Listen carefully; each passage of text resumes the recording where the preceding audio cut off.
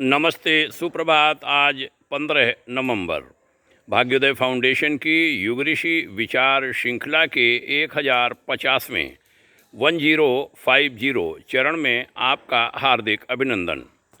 पूज्यवर आचार्य श्री राम शर्मा जी की पुस्तक समय का सदुपयोग के पृष्ठ 6 से आज का विषय उद्धृत। शीर्षक है समय अमूल्य है। कहा था युग ऋषि वर्य ने, समय अमूल्य है। समय को जिसने बिना सोचे समझे खर्च कर दिया, जीवन पूंजी भी उसने यूं ही गंवा दी। यह पूंजी अपने आप खर्च होती है। आप कृपण बनकर उसे सोने चांदी के सिक्कों की तरह जोड़ कर नहीं रख सकते।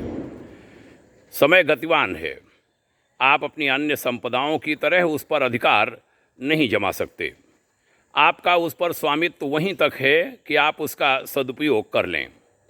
जिस व्यक्ति में समय को खर्चने की, उसका सदुपयोग करने की सामर्थ्य नहीं होती, तो समय उसे खर्च कर देता है। दिन रात के 24 घंटे कम नहीं होते। इस समय को हम किस प्रकार व्यतीत करते हैं, इसका लेखा जोखा करते चलें तो हमें ज्ञान हो जाता है कि हम जी रहे हैं या समय को व्यर्थ गंवाकर एक प्रकार की आत्महत्या कर रहे हैं। अपनी इस प्राकृतिक धरोहर का अधिकांश मनुष्य समुचित सदुपयोग नहीं करते। बचपन में इतना ज्ञान होता नहीं कि इसका मूल्य समझें। खेलकूद और पढ़ाई, मित्रों व भाई बहनों के झुंड के साथ यूं ही इस संपदा को हम लुटाते रहते हैं। एक दिन यौवन आ खड़ा होता है।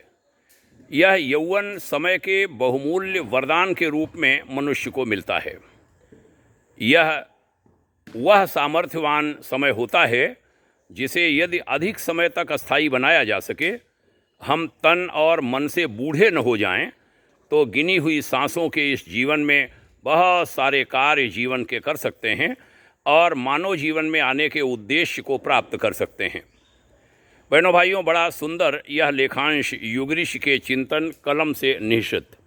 आइए इन विचारों का लाभ उठाएं, अन्यों को भी इसका लाभ दें। मित्रों, आज आचार्य विनोबा भावे की पुण्यतिथि है। भूदान आंदोलन के प्रणेता थे वह।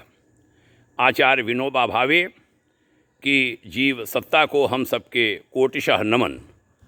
उनके उत्तराधिकारी परिजनों के प्रति हमारी स्नेह भरी सद्भावना, भाग्योदय शुभकामना बताता चलूं कि 1982 में उनका महाप्रयाण हुआ था। महापुरुष को पुनः नमन।